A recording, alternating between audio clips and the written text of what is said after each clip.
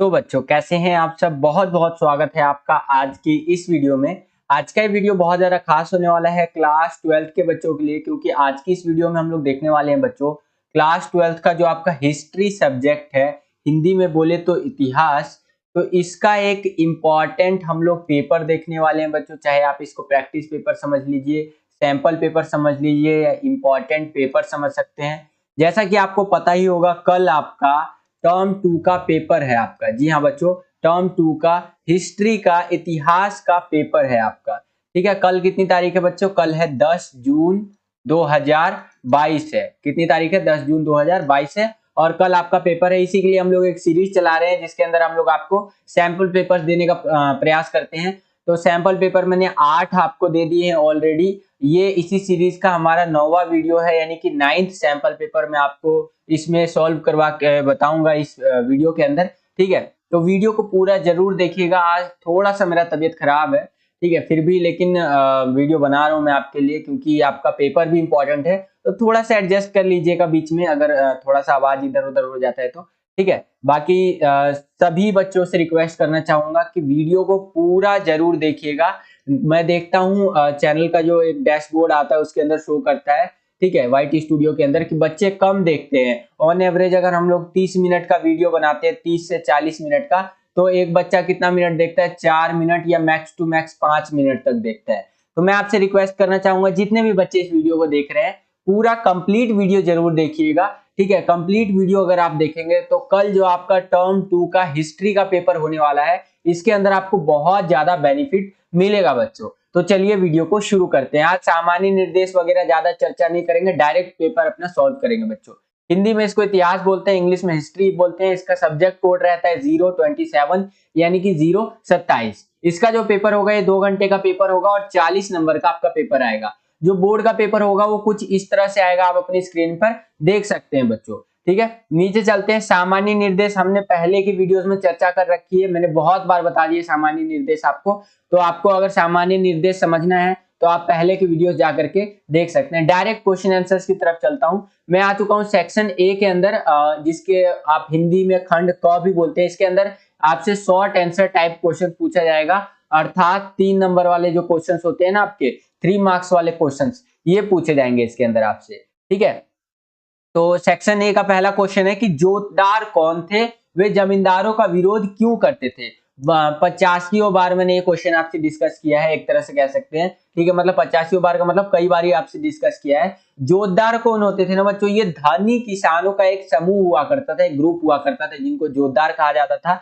ठीक है, और 18वीं शताब्दी के अंत में जमींदारों की बढ़ती हुई मुसीबतों का लाभ उठाकर अपनी शक्तियों को बढ़ाने में लगे हुए थे। ठीक है, यानी कि जमींदारों की ऊपर जो प्रॉब्लम्स आई ना, उसको ये क्या करते थे, ढाल बना करके अपनी जो शक्तियां उसको बढ़ाया करते थे। ठीक है, और इनके पास बड़े बड़े भूभाग हुआ करते थे, जमीन के बड़े टुकड़े हुआ करते थे। स्थानीय लेवल पे जो भी व्यापार होता था उन पे इनका कंट्रोल हुआ करता था। और ये विरोध क्यों किया करते थे? जोतदार गांव में रहा करते थे और गांव पर इनका नियंत्रण हुआ करता था, कंट्रोल हुआ करता था।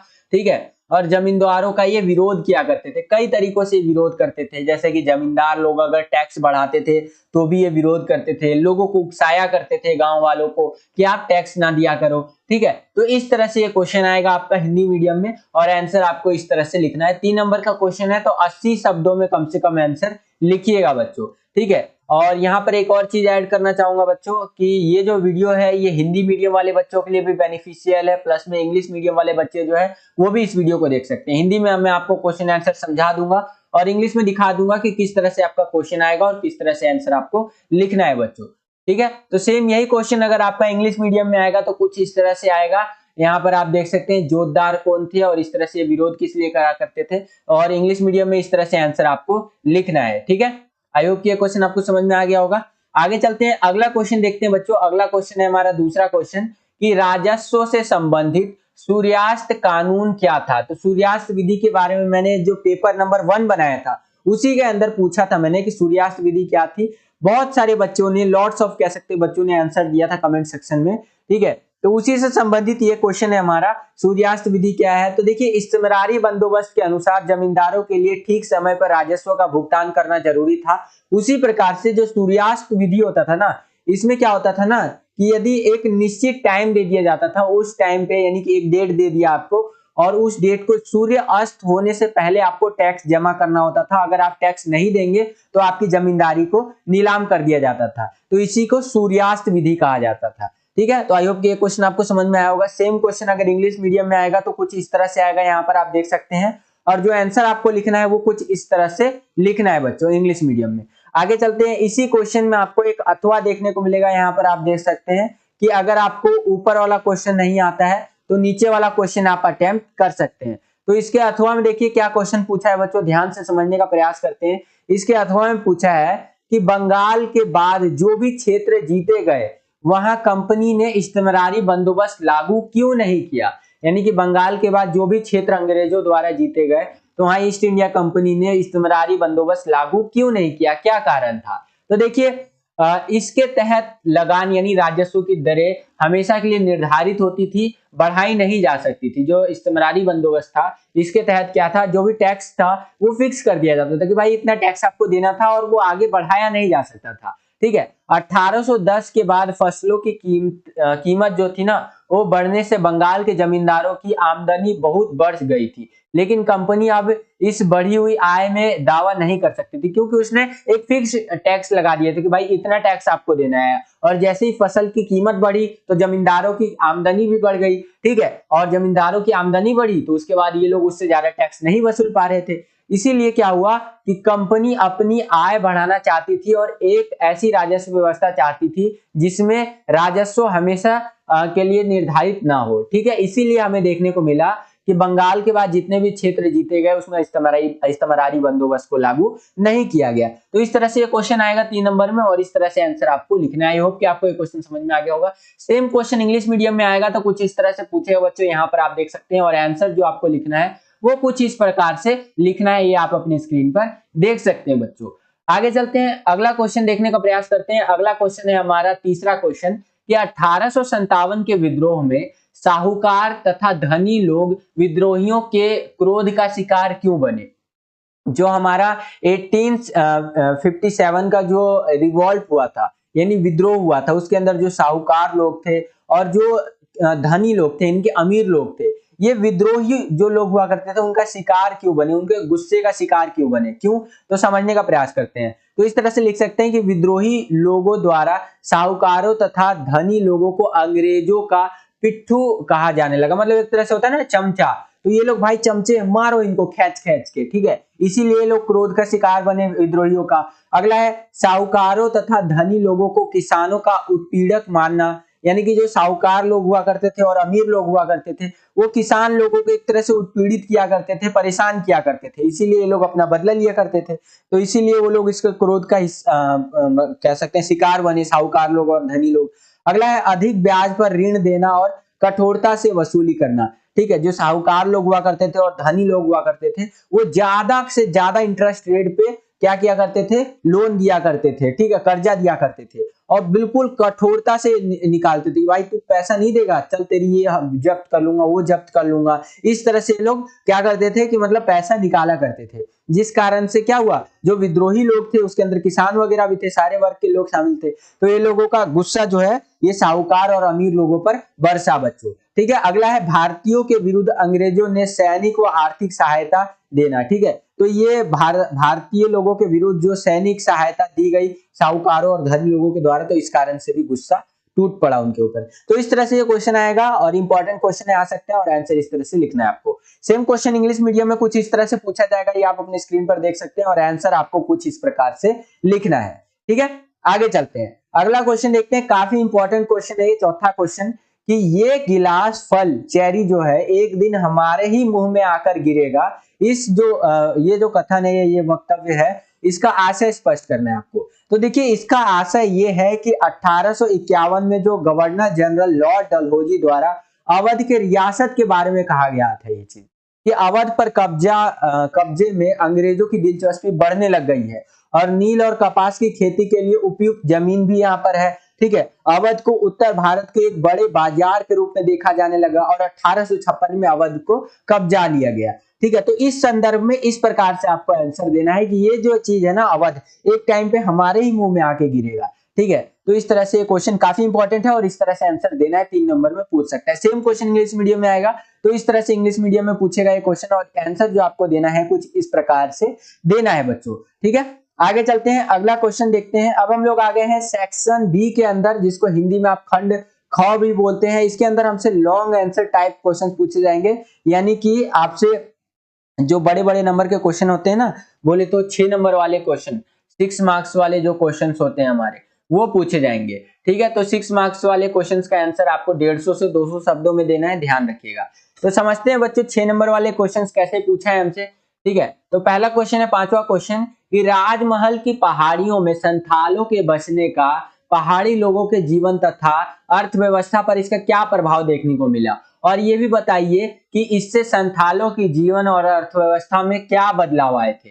ठीक है, तो काफी इंपॉर्टेंट है, ये क्वेश्चन पूछ सकता है बच्चों। ठीक है, तो आंसर जो आपको लिखना है कुछ इस प्रकार से लिखना है कि पहाड़ियां, लोग राजमहल की पहाड़ियों के इर्द गिर्द रहते थे, आपको पता ही होगा उसके आसपास ही रहते थे। गुजर बसर करने के लिए जंगल से उपज व अन्य खाद्य सामग्री प्राप्त करते थे और झूम खेती करते थे, यानी घूम घूम करके खेती करते थे, और जिसके लिए उनके पास पर्याप्त जगह थी उस टाइम पे। ठीक है, यानी कि वो लोग खेती किया करते थे और जंगल से मिली हुई चीजों से अपना गुजर बसर करते थे, चीजें खाते थे या फिर अपना जीवन बिताते थे बच्चों। आगे चलते हैं, आगे आप लिख सकते हैं कि राजमहल की पहाड़ियों को तलहटी में संथालों के बसने से, उनके द्वारा जंगलों का सफाया करने से पहाड़ियां लोगों को मजबूरन पहाड़ी के भीतर के कम उपजाऊ क्षेत्र में जाना पड़ गया। ठीक है, इसी तरह से काफी सारी चीजें यहाँ पर अगर आप देख पा रहे होंगे तो निचली उपजाऊ पहाड़ियां, घाटियां, अब संथालों के पास पहाड़ी लोग बंजर तथा शुष्क इलाकों में सीमित रह गए, यानी कि कहाँ वो लोग पहले अच्छी खासी जमीन पे थे जहां पे अच्छा खासा खेती हुआ करता था, अब वहां पर आ गए जहाँ खेती नहीं होता है। काफी सारी चीजें देखने को मिली, झूम खेती के लिए उनके पास जमीन नहीं बची, अब वो लोग घूम घूम कर खेती नहीं कर सकते, जमीनें नहीं है तो कहाँ घूम कर खेती करोगे भाई। संथाल द्वारा जंगलों के सफाया से क्या हुआ, पहाड़िया शिकारियों का जीवन भी अस्त व्यस्त हो गया, यानी कि जो शिकार करके वो जीवन बिताते थे ये भी अस्त व्यस्त हो गया।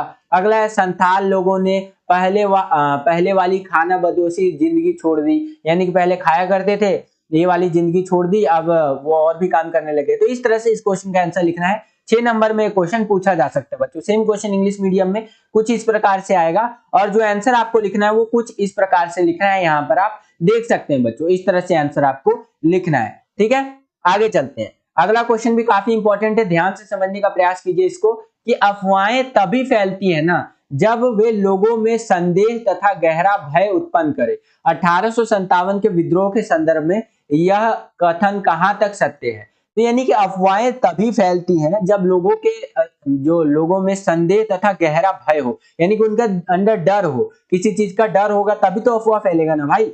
और 1857 का जो विद्रोह हुआ था उसके संदर्भ में इसका आंसर देना है। तो देखिए ऐसे आंसर लिखेंगे आप कि ब्रिटिश नीतियों ने भी लोगों के मन में कह लीजिए गहरे डर को जगाया था। इन अफवाहों के पीछे नीचे दी गई नीतियों का हाथ था, यानी कि उस टाइम पे जो अफवाहें फैल रही थी उनके पीछे ये कुछ नीतियां थी, ये कुछ चीजें थी जिस कारण अफवाहें फैल रही थी। पहला, लॉर्ड विलियम वेंट द्वारा पश्चिमी शिक्षा, पश्चिमी विचारों और पश्चिमी संस्थानों द्वारा समाज सुधार की नीति लागू किया जाना। तो लोगों को लगा कि वो हम भारतीय लोगों को लगा कि ये हमारी संस्कृति सभ्यता के अंदर छेड़खानी कर रहे हैं।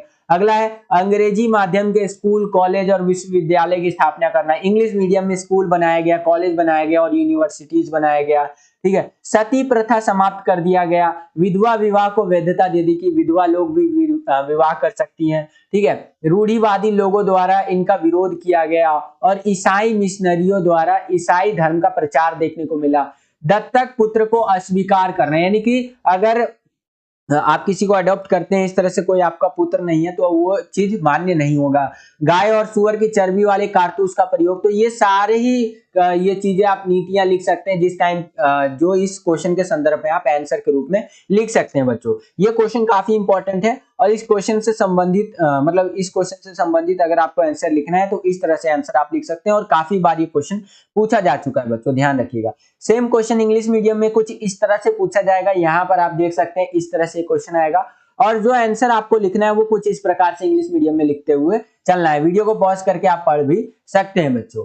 आगे चलते हैं, अगला क्वेश्चन इसी के अथवा में देखिए बच्चों, इसी में चॉइस में क्वेश्चन दे दिया है आपको कि अगर आपको ऊपर वाला क्वेश्चन नहीं आता तो नीचे वाला क्वेश्चन आप क्या कर सकते हैं, अटेम्प्ट कर सकते हैं। तो इसके अथवा में समझने का प्रयास करते हैं कि क्या क्वेश्चन पूछा है बच्चों। इसके अथवा में क्वेश्चन पूछा है कि जोतदार कौन थे और उनकी शक्तियां जमींदारों की तुलना में अधिक प्रभावी कैसे थी। तो जोतदार मैंने आपको बताया धनी किसानों का एक समूह था जो बंगाल में काफी, उत्तरी बंगाल में काफी शक्तिशाली था। प्रीवियस वीडियोस में भी ये क्वेश्चन भी डिस्कस किया है मैंने। बाकी आप इस क्वेश्चन के आंसर्स को रीड करना चाहें तो कर सकते हैं। ये गांव में रहा करते थे जोतदार लोग, इसीलिए गांव के लोगों पर इनका ज्यादा कंट्रोल हुआ करता था। ठीक है, इसी तरह से ये क्वेश्चन अगर इंग्लिश मीडियम में आएगा तो कुछ इस तरह से पूछेगा क्वेश्चन, आप यहाँ पर देख सकते हैं इस तरह से क्वेश्चन पूछेगा आपका। और जो आंसर आपको लिखना है 6 नंबर में वो कुछ इस प्रकार से आंसर लिखना है बच्चों, ये आप अपनी स्क्रीन पर देख सकते हैं। काफी इंपॉर्टेंट क्वेश्चन है, कई बार प्रीवियस ईयर के क्वेश्चन पेपर्स उठा के देखेंगे तो कई बार ये क्वेश्चन आ रखा है बच्चों।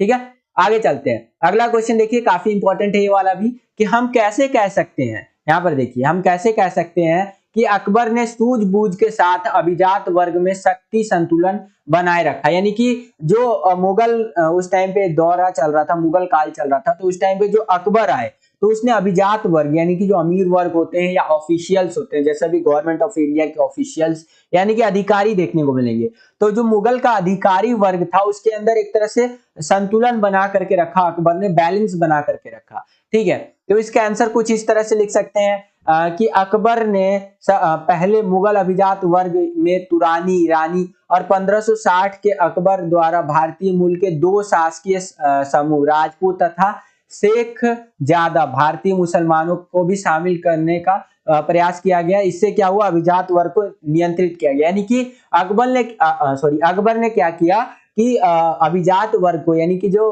ऑफिशियल्स थे उनके, ठीक है, उनको कंट्रोल में रखने के लिए सभी वर्गों से लोगों को लेने लग गया। अगर किसी एक खास वर्ग से ही ज्यादातर लोगों को अपने अंडर में लेते तो क्या होता, वो खास वर्ग जैसे मुसलमान लोगों को ही ज्यादा वो अपने राज्य में रखते और अधिकारी बनाते, तो वो मुसलमान जो वर्ग है वो ज्यादा शक्तिशाली हो जाता। इसीलिए वो हिंदू से भी लोगों को लिया करते थे, मुस्लिम भी लिया करते थे, ईसाई, इन सबको लिया करते थे, ताकि कोई एक खास वर्ग उनकी जो राज्य है उसको चुनौती ना दे सके। यहाँ पर आप लिखा हुआ पढ़ भी सकते हैं। अगला है राजपूत, जो अकबर से पहले मुस्लिम सत्ता के लिए चुनौती रहते थे, अब मुगल अभिजात वर्ग का हिस्सा बन गए। यानी कि राजपूत लोगों को भी ये लोग हिस्सा बनाया अकबर ने, ताकि संतुलन बनाया जा सके, और वह पूरी तरह से अकबर द्वारा शामिल किया गया। यानी कि अकबर ने इन सबको शामिल किया और कंट्रोल बना करके रखा।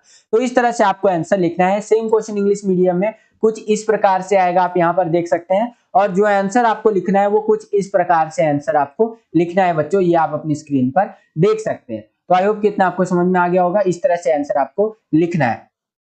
इसी के अथवा में आप देखेंगे तो एक क्वेश्चन पूछ लिया है कि अगर आपको ऊपर वाला क्वेश्चन नहीं आता है तो नीचे वाला आप क्वेश्चन अटेम्प्ट कर सकते हैं बच्चों। इसके अथवा में देखिए क्या क्वेश्चन पूछा है, ध्यान से समझने का प्रयास कीजिए कि सुलह कुल से क्या तात्पर्य है, अकबर ने इस क्षेत्र में क्या उदारवादी कदम उठाए। ठीक है, तो सुलह कुल आपको पता होना चाहिए बच्चों, मुगल साम्राज्य में विभिन्न धर्मों को मानने वाली प्रजा रहती थी, अभिजात वर्ग वगैरह भी देखने को मिलता था। तो किसी विशेष धर्म के नियमों से बंधे बिना साम्राज्य में शांति एवं स्वामित्व बनाए रखने के लिए और सारी चीजें सही रखने के लिए सुलह कुल को लागू किया गया था, जिसके अंदर महत्वपूर्ण बातें थी कि सभी धर्मों और मतों को अभिव्यक्ति की स्वतंत्रता होगी। यानी कि सारे ही धर्म जो है इंपॉर्टेंट है और सभी को इंपॉर्टेंस दी जाएगी। राजपूत रानियों से विवाह किया अकबर ने और राजपूतों को अभिजात वर्ग का हिस्सा बनाया।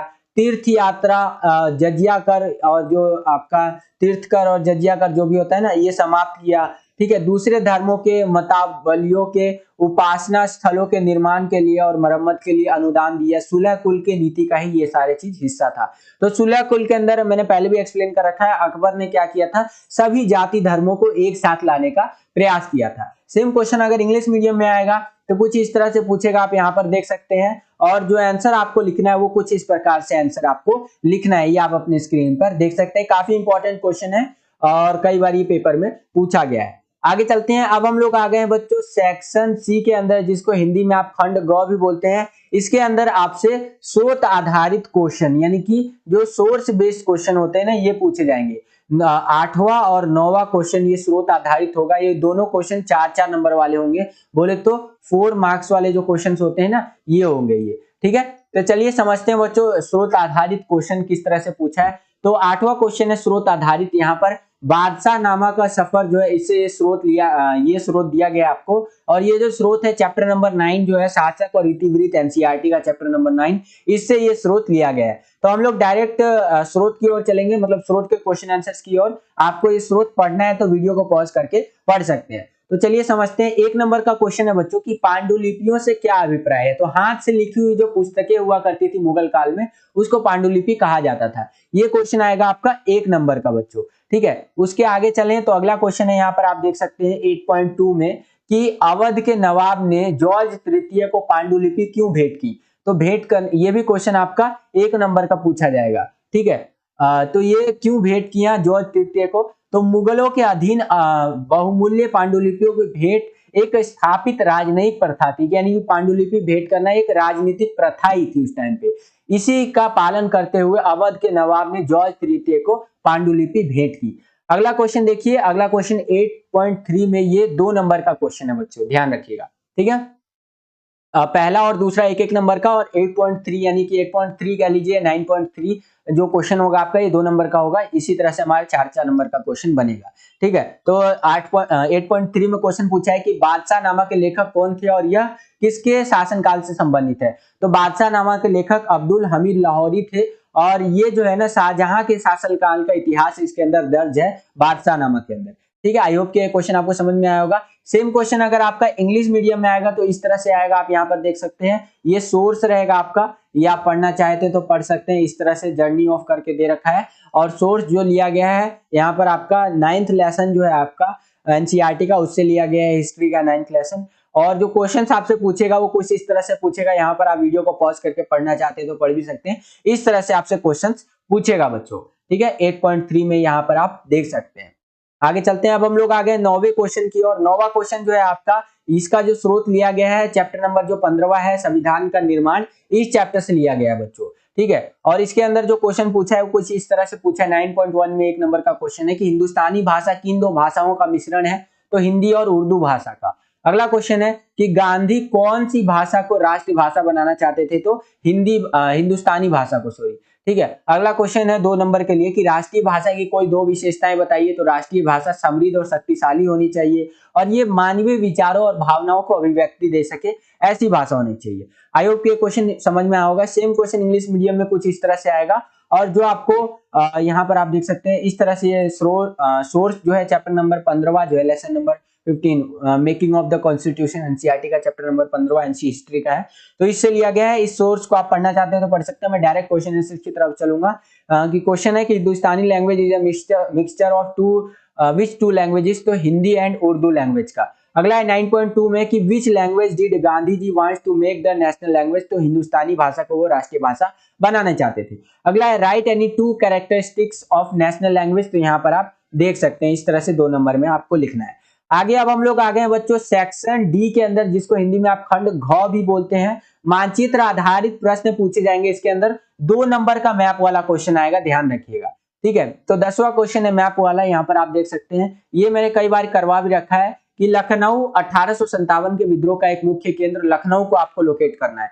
तो यहाँ पर अगर आप देख पा रहे होंगे तो ये है इंडिया का मैप, और यहाँ पर आपको लखनऊ लोकेट हुआ मिल जाएगा। ये आप पहले नंबर पे इस तरह से लोकेट कर सकते हैं बच्चों, ठीक है। आगे चलते हैं। यहाँ पर 8.2 कह रहा हूँ। इसी के अथवा में एक क्वेश्चन आपसे पूछ लिया है कि अगर आपको ऊपर वाला क्वेश्चन नहीं आता तो नीचे वाला क्वेश्चन अटेम्प्ट कर सकते हैं। इसके अथवा में पूछा है कि मेरठ को आपको लोकेट करना है। ये 1857 का जो रिवॉल्ट हुआ था उसका एक मेन सेंटर था। तो मेरठ कहां पर है बच्चों, मेरठ आपका यहाँ पर देखने को मिलेगा इस तरह से। तो जो दूसरा क्वेश्चन है आपका, पहले का दूसरा, उसको इस तरह से आपको लोकेट करना था। इसके आगे चले तो बी वाले में इस तरह से आपका एक क्वेश्चन पूछा गया जिसका आंसर बंबई है। बाकी मैप के ऊपर मैंने एक सेपरेट वीडियो बनाया है, अगर आप उसको देखेंगे तो और भी अच्छी तरीके से आपको मैप समझ में आ जाएगा बच्चों। और यही था हमारा हिस्ट्री का जो सैंपल पेपर नंबर 9 था, ये समाप्त होता है। आई होप कि आपको ये वीडियो पसंद आया होगा बच्चों। अगर आपको ये वीडियो पसंद आए तो लाइक कीजिए इस वीडियो को। जितना ज्यादा आप वीडियो को लाइक करेंगे उतना ज्यादा हमारा मोटिवेशन बढ़ता है और वीडियोस को बनाने के लिए, ठीक है। अगर आप हमारे चैनल पर नए आ गए हैं और हमारे चैनल को सब्सक्राइब नहीं किया है तो लाल कलर का बटन दबा करके चैनल को सब्सक्राइब कर लीजिए। बगल में आपको एक बेल का आइकन देखने को मिलेगा, घंटी या घंटा कुछ भी कह सकते हैं, उसका आइकन देखने को मिलेगा। इसको प्रेस करके ऑल पे क्लिक कर दीजिएगा। इससे आने वाले हमारे चैनल पे नए वीडियोस के जो भी नोटिफिकेशन हुआ करेंगे वो सबसे पहले आपको मिल जाया करेंगे। आज के लिए इतना ही, मिलता हूं आपसे अगली और एक्साइटिंग वीडियो में। तब तक के लिए खुश रहिए, खुश रखिए सभी को। जय हिंद, वंदे मातरम।